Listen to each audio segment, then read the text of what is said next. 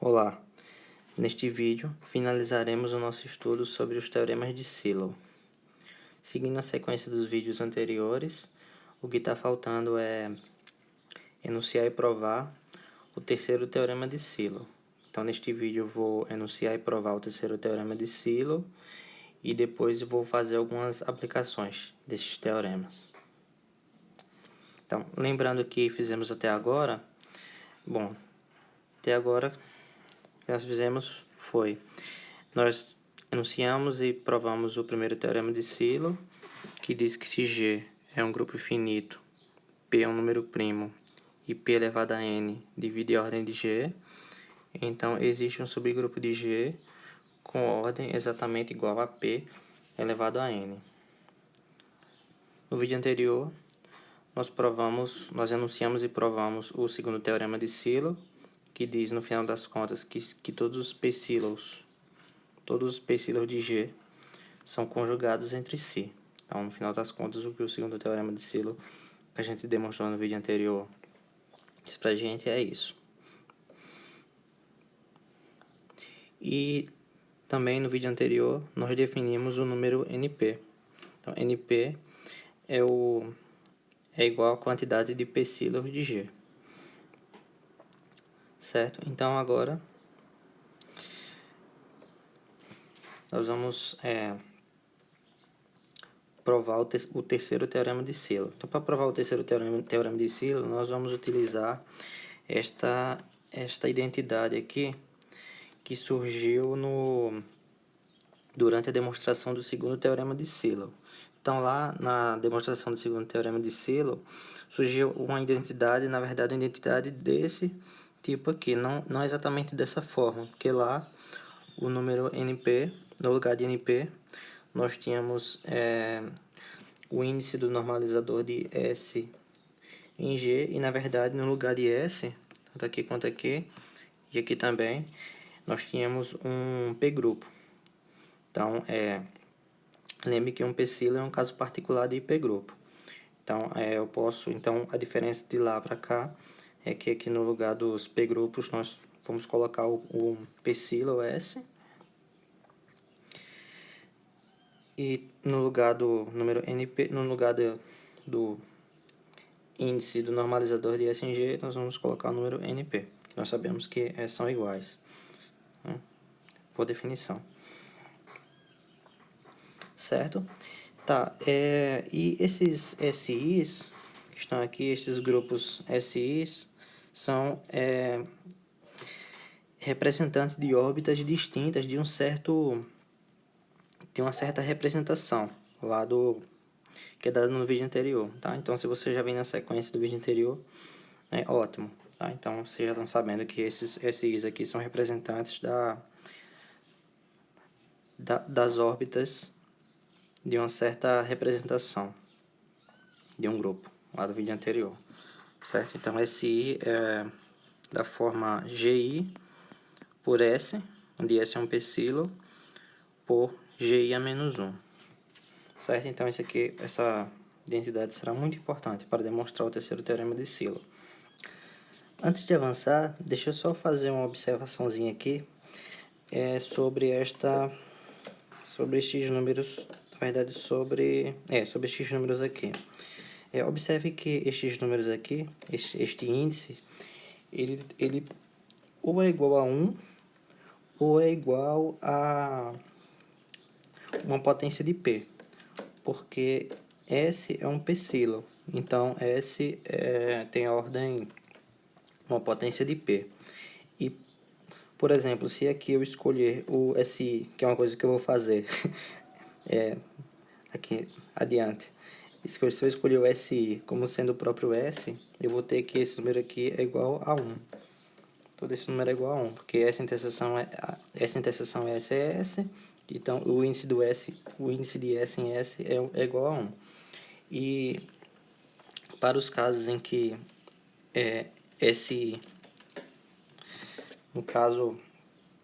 para os casos em que SI estão em órbitas distintas de S, então este subgrupo aqui será um subgrupo próprio de S. Logo, este índice tem que ser P elevado a N, tem que ser igual a P elevado a N dividido pela ordem deste grupo aqui, que terá ordem menor, que P elevado a terá ordem menor do que a ordem de S, tá? Logo eu terei que o resultado deste número aqui é uma potência de P dividido por um número que na verdade é uma potência de P menor que a do numerador, tá? Então, no final das contas, o resultado deste número aqui será uma potência de P. Ok? Então, este número ou é 1 ou é uma potência de P. Essa observação é muito importante para o que vamos fazer adiante. Finalmente, vamos enunciar e provar o terceiro teorema de Sylow. O terceiro teorema de Sylow diz o seguinte: sejam P um número primo e G um grupo com ordem P elevado a M vezes B, onde P e B são primos entre si, então a quantidade de P-Sylows de G divide B e a quantidade de P-Sylows de G é congruente a 1 módulo P. Então, lembre que em vídeos anteriores eu falei que o terceiro teorema de Sylow tinha a ver com a quantidade de P-Sylows de um grupo. Então, lá eu falei que, o terceiro teorema de Sylow, ele não ia cravar a quantidade de P-Sylows de um grupo. No entanto, este teorema forneceria um filtro para que, sob certas condições especiais sobre a ordem de G, nós possamos cravar a quantidade de P-Sylows. Então, é o que veremos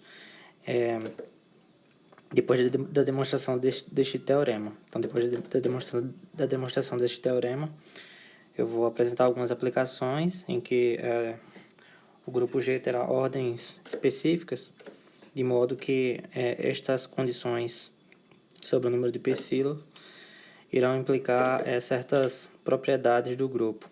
Tá? Então, nós vamos conseguir classificar os grupos e também apresentar teoremas do tipo de obstrução para o grupo G. Tá? Então, veremos adiante. Okay? Então, vamos à demonstração deste teorema. Então, seja S um P-Sylow de G, então nós temos, na verdade, esta relação aqui, ela independe se S é um P-Sylow de G ou não, tá? Nós já sabemos que S é um subgrupo do seu normalizador, e nós também já observamos que o normalizador de S é um subgrupo de G. Isso é independente de se S é um P-Sylow ou não. O que é certo aqui é que, se S é um P-Sylow, então este número aqui ele é igual ao NP, tá? Então aqui isso aqui é porque S é um P-Sylow. Por outro lado, nós temos que esta condição aqui, esta relação implica, pelo teorema de Lagrange, que este índice divide este, né? Então o índice aqui no caso, observando aqui nessa parte, então o índice do normalizador de S em G divide o índice de S em G, ok? E observe que o índice de S em G ele é igual a ordem de G dividido pela ordem de S, que é P elevado a M. Lembre que S é um P-Sylow, ok? Então, nós temos, no final das contas, que NP divide B, que é a primeira parte do terceiro teorema de Sylow. Agora vamos para a segunda parte. Então, na segunda parte é aquilo que eu comentei agora há pouco. Então, na relação estrela, nós vamos tomar o S1 como sendo o próprio S. Tá? Então, vamos dar uma olhadinha aqui. Então, aqui no lugar no caso aqui eu tenho a soma com I variando de 1 até R, eu vou tomar a primeira parcela dessa soma aqui e vou escolher o SI como sendo o próprio S, certo? E mais, eu vou usar também este fato aqui que eu também chequei, que também observei com vocês, né? Então, quando o SI não é o psilo, não está na classe, não está na órbita do psilo. Então, este número daqui, ele é uma potência de P. Logo, ele é divisível por P, certo? Então, essas duas relações, vamos dar o seguinte. Bom, primeiro, nós temos que NP é igual a isto. Então, o que eu fiz aqui foi basicamente pegar nessa soma aqui, isolar a primeira parcela, então, a primeira parcela dá isso aqui, e deixar as outras parcelas aqui na forma de somatória, certo? E nós temos aqui que P, todos esses números daqui são múltiplos de P, né, por causa disso. Então, se eu passar a congruência aqui módulo P, eu vou ter que essa parte aqui é congruente a 0 módulo P, e isso aqui é o 1. Logo, NP é congruente a 1 módulo P. Isso prova a segunda parte do terceiro teorema de Silo. Então, ok. Então, agora vamos para algumas aplicações destes teoremas. No caso dos teoremas de Silo. Opa. Agora, eu vou apresentar para vocês algumas aplicações dos teoremas de Silo. Tá? Apenas para ilustrar como que podemos usar esses teoremas, principalmente o terceiro teorema de Silo. Ok? Então, a primeira aplicação, na verdade, é mais uma observação do que uma aplicação, é que se NP é igual a 1, então o único psilo de G ele é normal. Tá? Isso é uma simples observação. Desde o primeiro vídeo a gente vem observando isso, né? Que se... Na verdade, vem observando isso sem ter a definição de psilo. Na verdade, o número NP, como ele é igual a este índice aqui, o índice do estabilizador de S em G, quando esse número aqui é 1, a gente já observou que quando esse número aqui é 1, então significa que o grupo que está aqui, o subgrupo de G que está aqui, ele é normal, certo? Então, se NP é 1, então o psilo é normal. Então, essa observação está aqui porque eu vou usar bastante essa informação. Então, já vou deixar aqui, tá? Então, agora sim, uma aplicação de verdade, digamos assim. Tá? Então, se o grupo G tem ordem PQ, onde P e Q são números primos, com P menor que Q, e o número P não divide Q menos 1, então o grupo G é cíclico. Então, observe ou lembre que isto tem a ver com o que eu falei logo no início do primeiro vídeo, que é aquela coisa de classificar objetos. Então, se você recebe a informação de que um certo grupo tem ordem PQ, mas esses dois fatos aqui, né, que P menor que Q e que P não divide Q menos 1, você classifica o grupo como um grupo cíclico. Então, por exemplo, todo grupo de ordem 33, 51, 69 são grupos cíclicos. Na verdade, 15 também pode entrar nessa lista. 91 também é um número com esta característica, certo? Então, grupos com estas ordens são grupos cíclicos. Observe a força desse resultado, né? Isso é importante, porque, por exemplo, você, no final das contas, você vai dizer que todo grupo de ordem 33, por exemplo, ele para você estudar grupos desse tipo, basta você estudar Z33. Então, todo grupo de ordem 33 é isomorfo a Z33, ou todo grupo de ordem 51 é isomorfo a Z51. Ok? Então, vamos à demonstração deste fato, né?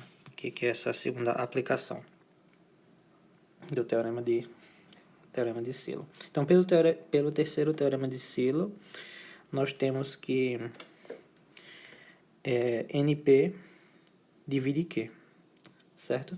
Como Q é um número primo, então, na verdade, que o terceiro teorema de Silo tem duas partes. Então, essa é a primeira parte do terceiro teorema de Silo. NP tem que dividir Q. Como Q é um número primo, nós temos que ou NP é igual a 1, ou NP tem que ser igual a Q. Eu vou mostrar para vocês que esse segundo fato aqui essa segunda possibilidade não pode acontecer.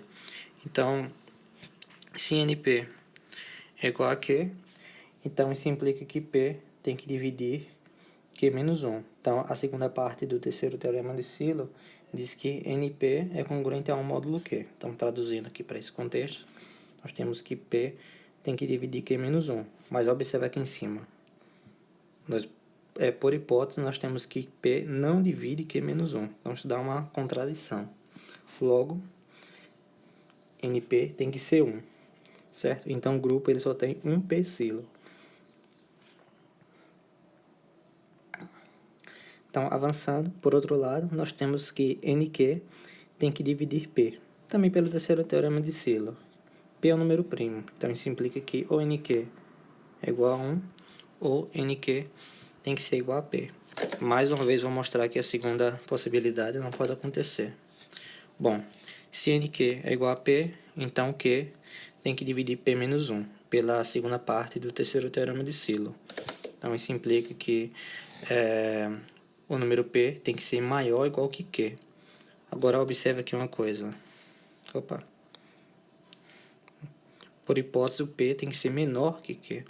E aqui eu estou concluindo que o P tem que ser maior ou igual que Q. Então, esta possibilidade aqui não pode acontecer, porque gera uma contradição. Então, só resta para a gente que o NQ tem que ser igual a 1. Tá? Então, bom, tanto o P Sylow de G quanto o Q Sylow de G, eles são normais, tá? Então, seja H o único P Sylow de G e K o único Q Sylow de G. E eles são normais porque eles são únicos, né? São normais porque são únicos e são cíclicos também, porque são grupos de ordem prima. Certo? Então, nós temos...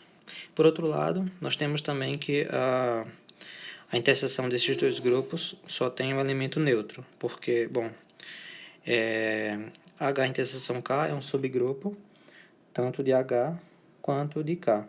Logo, a ordem desse subgrupo ela tem que dividir tanto a ordem de H quanto a ordem de K, que são primos distintos. Então, se o número divide dois primos distintos, ele tem que ser igual a 1. Então, esse conjunto aqui só tem um elemento, e esse elemento tem que ser o elemento neutro. Então, isso implica que G é igual a H por K, é o produto. Tá? Então, bom, H é cíclico, então digamos que H seja gerado por A. K também é cíclico, digamos que K seja gerado por B. E nós temos também que vale esta comutação de A por B. Na verdade, podemos justificar isso aí observando que este elemento daqui, A por B, por A menos 1, por B a menos 1, ele está na interseção de H por K.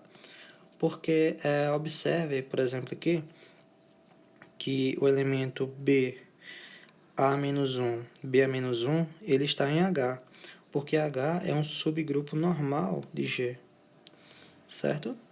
Então, logo, todo este elemento aqui está em H. Por outro lado, nós temos que AB, A menos 1, está em K, porque K é um subgrupo normal de G. Logo, todo este elemento aqui tem que estar em K também. Logo, tem que estar na interseção, e daí, este elemento aqui tem que ser igual ao elemento neutro. Então, isso aqui implica essa condição. Então, portanto, nós temos que G, como G é o produto de H por K, no final das contas, G tem que ser gerado pelo elemento AB. Logo, G é cíclico. Tá? Então, esse aqui mostra que G é cíclico. E aqui, só para ilustrar o que eu já tinha comentado anteriormente. No final das contas, G ele é isomorfo a um Z PQ. Ok? Então, vamos avançando. A próxima aplicação que eu vou mostrar para vocês tem a ver com grupos simples. Então, um grupo G é simples se o único subgrupo normal de G ou é o elemento neutro ou é todo o G. ou seja, um grupo é simples se entre o elemento neutro e este grupo, no caso aqui G, não existe nenhum subgrupo normal. Então, vamos à aplicação. Então, os grupos de ordem P ao quadrado vezes Q, onde P e Q são números primos, não são simples, certo? Então, grupos com essa ordem não são simples. É um tipo teorema de obstrução, digamos assim, né? Se você pega o grupo, checa que ele tem uma quantidade de elementos desse tipo, então você já automaticamente você diz que ele não pode entrar em uma certa classe de grupos, aqui no caso, na classe dos grupos simples. Ok? Então, vamos demonstrar este fato. Então, vamos demonstrar essa aplicação. Então, vamos analisar alguns casos aqui. Na verdade, 3 casos, né? Ou o caso em que P é igual a Q, P menor que Q e P maior que Q. Certo? Não sei se vai ser nessa ordem, eu vou ver daqui a pouco. Mas vamos analisar 3 casos. Então, quando P é igual a Q, nós temos que o grupo G tem ordem P ao cubo. Então, é um P-grupo. G é um P-grupo. E aí, nós já vimos que se um grupo G tem ordem, uma potência de P, então o número P, que é um primo, tem que dividir a ordem do centro de G. Certo? Lembra lá do, acho que primeiro vídeo, na parte... não lembro se é o primeiro vídeo, enfim. Isso aqui já foi feito, tá? Então, P tem que dividir a ordem do centro de G. Então, como o centro de G é um grupo abeliano, então isso implica pelo teorema de Cauchy que existe um elemento do centro de G com ordem P. E além disso, como X pertence ao centro de G, o grupo gerado por X ele tem que ser normal em G. Logo, eu encontrei um grupo de ordem P, que é normal em G, está entre o elemento neutro e o grupo G. Em outras palavras, um subgrupo normal próprio. Okay? Então, provamos a primeira parte. Para esse caso aqui, nós construímos um subgrupo normal próprio. Então, o segundo caso é o caso em que P é maior que Q. Então, vamos analisar este caso. Então, se P é maior que Q, nós concluímos que a quantidade de psílabos de G é igual a 1. Bom, teríamos outro caso, que é o caso em que NP é igual a Q. Tá? Então, se o NP for igual a Q, nós concluiríamos, pelo terceiro teorema de Sylow, que P teria que dividir Q menos 1. Isso implicaria que P seria menor que Q. Só que isso contradiz que a nossa hipótese, né? Então, isso implica que esse caso não pode ocorrer. NP não pode ser Q. Logo, NP tem que ser 1. E daí, o único psilo de G, é um subgrupo normal próprio de G. Então, mais uma vez, o grupo não é simples, certo? Para este caso. Agora vamos para o último caso, que é o caso em que P é menor que Q. Bom, se P é menor que Q, agora nós vamos olhar para o número NQ, que é a quantidade de Q-sílabos de G. Então, como o número NQ tem que dividir P ao quadrado, pelo terceiro teorema de Sylow, nós temos que NQ, então daí NQ tem que ser igual a 1, ou igual a P, ou igual a P ao quadrado. Então, tem que ser uma dessas possibilidades aqui. Bom, no caso em que NQ for igual a 1, então acabou, né? O Q-sílabo será normal em G. Agora vamos analisar o caso em que NQ é igual a P. Então, se NQ é igual a P, então, pelo terceiro teorema de Sylow, no caso a segunda parte, nós temos que Q tem que dividir P menos 1. Então, isso implica que Q tem que ser menor que P. Só que se você observar aqui, nós estamos supondo que o P é menor que Q. E aqui nós estamos encontrando que, na verdade, o P ele é maior que Q. Né? Então, isso dá uma contradição com o que estamos supondo. Né? Então, essa situação não pode acontecer. Então, finalmente, vamos analisar o caso em que NQ é igual a P ao quadrado. Então, neste caso, nós temos, pelo terceiro teorema de Sylow, que Q divide P ao quadrado menos 1. E P ao quadrado menos 1 é igual a P menos 1 vezes P mais 1. Só que como Q é um número primo, então isso implica que ou Q divide este número ou Q divide este número.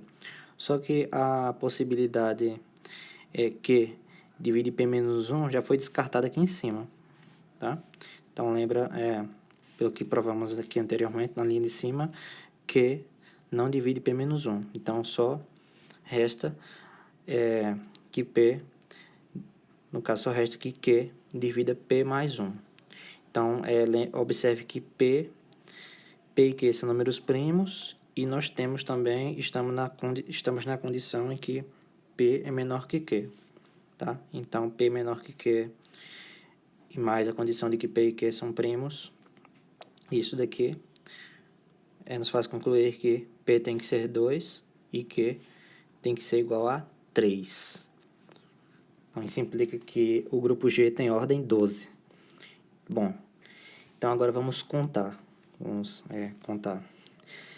Então, neste caso, o grupo G, ele possui, então observe o seguinte. Observe que o grupo G, ele tem o N3 igual a 4. Certo? N3 é igual a 4. Tá? Daqui de cima, dessa parte. Certo? Porque P é 2, então N3 é 4. Então, o grupo G, ele tem... no caso, o grupo G tem 4 subgrupos de ordem 3. Então, cada um desses subgrupos de G possui 2 elementos de ordem 3. Logo, G possui 8 elementos de ordem 3. Certo? Então, 2 em cada um dos subgrupos 2 em cada um desses subgrupos, que são 4. Então, 4 vezes 2 dá 8. Então, o grupo G possui 8 elementos de ordem 3. Então, observe que o grupo G tem ordem 12, né? Então, 12 menos 8 é igual a 4. Então, só restam 4 elementos. Então, esses 4 elementos têm que formar o 2-silo, né? O do 2-silo, ele é um subgrupo de ordem 4, né? Que é 2 ao quadrado. No caso, que é o P, né? Então, esses 4 elementos formam o 2-silo. Então, a conclusão é que o 2-silo é normal, porque só existe um 2-silo, que é o subgrupo formado por esses 4 elementos que sobram, certo? Então, o 2-silo é normal. Então, só uma observaçãozinha aqui, nós já passamos por um grupo de ordem 12. Não sei se vocês lembram lá. Acho que no primeiro vídeo eu comentei do grupo A4. Então, é o grupo A4, que é o grupo das permutações pares de 4 letras, é um grupo de ordem 12. Então, esse grupo de ordem 12 ele possui um subgrupo de ordem 4, que é normal. Tá? Então, só curiosidade aqui. Na verdade, é uma informação, né? Subgrupo normal de A4 ele é chamado grupo de Klein, né? Que é um subgrupo de ordem 4, de A4. Tá? Então, a próxima aplicação é a seguinte. Bom, todo grupo de ordem 30 não é simples, certo? Então, o que 30 tem de especial? Então, observe que 30 ele é o menor número natural que tem 3 fatores primos distintos em sua decomposição, em fatores primos. Então, 30 é igual a 2 vezes 3 vezes 5. Então, o próximo número natural com essa propriedade de ter 3 fatores primos distintos em sua decomposição em fatores primos é o 60, certo? Então, vale a pena homenagear o número 30, tá fazendo essa aplicação aqui com ele. Então, grupos de ordem 30 não são simples. Então, vamos lá. Então, primeiro, observe que 30, bom, nós já observamos, né, que 30 é igual a 2 vezes 3 vezes 5. Então, sejam H um 3 sílabo de G e K um 5 sílabo de G, certo? Então, eu vou mostrar para vocês que ou H ou K é um subgrupo normal de G. Então, para isso, eu vou supor, por absurdo, que H não é subgrupo normal de G e K não é subgrupo normal de G. Então, fazendo essa hipótese aqui, eu vou acabar obtendo um absurdo. Nós vamos ver na frente, certo? Bom, como H não é um subgrupo normal de G, e H, no caso aqui, H é um 3 sílabo, então isso implica que o N3 ele não é 1, certo? Eu estou pulando aqui um pedacinho, no caso, teria a possibilidade do N3 ser igual a 2 ou 5, tá? Pelo terceiro teorema de Silo. Só que estes casos são excluídos pela segunda parte do terceiro teorema de Silo, que é a parte da congruência, tá? Então, deixo como exercício para vocês, até para treinar, tá? Essa parte. Então, da mesma forma, o N5, tá? Então, o N5, como é K, que é um ciclosílabo, não é um subgrupo normal de G, então o N5 ele não é 1, então teria que checar também o caso em que N5 fosse 2 ou 3, que são excluídos pela parte da congruência, tá? Do terceiro teorema de Silo. Então, neste caso, então, o que vamos fazer aqui é o seguinte, nós vamos aplicar o mesmo procedimento que fizemos agora há pouco para grupos de ordem 12, certo? Nós vamos contar a quantidade de elementos com uma certa ordem específica, tá? Então, no caso aqui é G. G vai ter... Então, como é que é a contagem aqui? Então, o grupo G ele tem 10 subgrupos. Deixa eu ver aqui se é 10 mesmo. Ordem 3. Isso, aqui, ó. Então, o grupo G, ele tem 10 subgrupos de ordem 3. Então, de cada subgrupo desse, eu retiro o elemento neutro e conto o resto. Então, é por isso que tem aqui 3 menos 1. Então, 3 menos 1 vezes 10 dá 20, ou seja, o grupo G vai ter 20 elementos com ordem 3, certo? A mesma análise nós podemos fazer para os elementos de ordem 5, tá? Então, o grupo G ele vai ter, no caso aqui, 24 elementos de ordem 5, tá? Que é 5 menos 1, então retira um elemento neutro e multiplica por 6, que é a quantidade de subgrupos de ordem 5, ok? Então, o grupo tem 20 elementos com ordem 3 e 24 elementos com ordem 5. Então, já dá para ver que dá um absurdo, porque isso vai ultrapassar a quantidade de elementos do grupo, certo? Então, vamos lá, agora só checar mesmo. Então, o grupo G tem ordem 30, então, se eu contar a quantidade de elementos que tem ordem 3 e somar com a quantidade de elementos que tem ordem 5, eu tenho que obter uma quantidade menor do que o total de elementos do grupo, certo? Então, somando 20 mais 24, eu obtenho 44. Tá? Então, aqui temos que 30 é maior que 44, né? Que é um absurdo, né?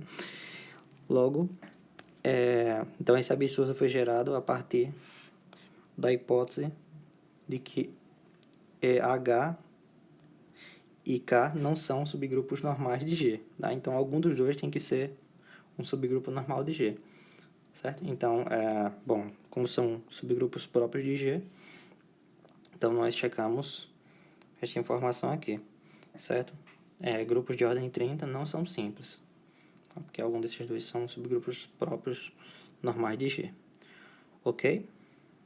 Então, vamos para a próxima aplicação. Então, a próxima aplicação é a seguinte. Bom, se S é um subgrupo normal de H e H é um subgrupo normal de G, então aqui eu vou adicionar a hipótese de que S é um psilo de H, aqui, então S será um subgrupo normal de G. Então, observe que aqui, na verdade, lembre, né, para quem está afiado na álgebra, vai lembrar que não vale a transitividade para grupos normais. Então, aqui, no caso, transitividade é dizer só transitividade, aqui significa que eu estou dizendo para vocês que, bom, a partir dessa informação aqui, eu não posso concluir direto que S é um subgrupo normal de G, tá? Então, outra possibilidade para que eu tenha a transição, né, no caso daqui, eu concluí que S é um subgrupo normal de G, é que S seja um subgrupo característico de H. Então, se S é um subgrupo característico de H, aí sim vale que S é um subgrupo normal de G. Tá? Mas isso é outra história. Então, vamos para o que interessa aqui. Então, nós temos essa cadeia e nós temos que S é um psilo de H. Certo? Então, vamos lá. Então, bom, se S é um psilo de H, então S é o único psilo de H, tá? Então, pelo que nós estamos estudando, né? Certo. Então, dado um elemento G do grupo G, nós temos o seguinte. Bom, isso aqui é simplesmente por propriedades de conjunto, né? Então, G, S, G-1 está contido em G, H, G-1. Só que aqui nós temos que H é um subgrupo normal de G. Então, isso implica que esse conjunto é igual a H. Ok? Certo. Então, eu já comentei em vídeos anteriores que conjuntos desse tipo aqui também são subgrupos, certo? Do conjunto maior, em que eles estão contidos, tá? Se S for um subgrupo. Então, vamos usar esse fato aqui. Então, nós temos que GS, G-1 é um subgrupo de H, certo? E nós temos também que, bom, este conjunto tem a mesma quantidade de elementos deste conjunto. Então, GS, G-1 tem a mesma quantidade de elementos de S, tá? Em vídeos anteriores eu já comentei isso também. Eu acho que comentei. Mas, enfim, nós temos que valer esta igualdade numérica aqui. Só que S é o único psilo de G. Opa, S é o único psilo de H. Então, o único subgrupo de H com esta propriedade, que tem a propriedade de ter a quantidade de elementos igual a S, é o próprio S, certo? Então, isso implica que, na verdade, este grupo é igual a este, igual a S. Então, nós temos que GS, G-1 tem que ser igual a S. Logo, como G foi um elemento arbitrário do grupo G, então nós temos que S tem que ser um subgrupo normal de G, certo? Então, é o que queríamos demonstrar, né? Então, vamos finalizar aqui esta série de vídeos, tá? No caso, finalizar a parte principal. Como eu comentei em algum vídeo anterior, eu quero fazer um apêndice, um adendo, com alguns resultados que eu usei aqui durante essa série de vídeos, tá? É certo que no próximo vídeo, na verdade, não vai ser logo em breve, tá? Pode ser que demore, mas é certo que eu demonstre, coloque a demonstração do lema 1, 2 e 3, pelo menos, tá? Mais alguns comentários, eu quero fazer um pente fino aqui nesses vídeos que eu apresentei, tá? Fazer correções no final, se tiver, e apresentar algumas demonstrações, tá? Pelo menos do lema 1, 2 e 3 vai estar lá, certo? Então, finalizamos por aqui, tá? E até mais.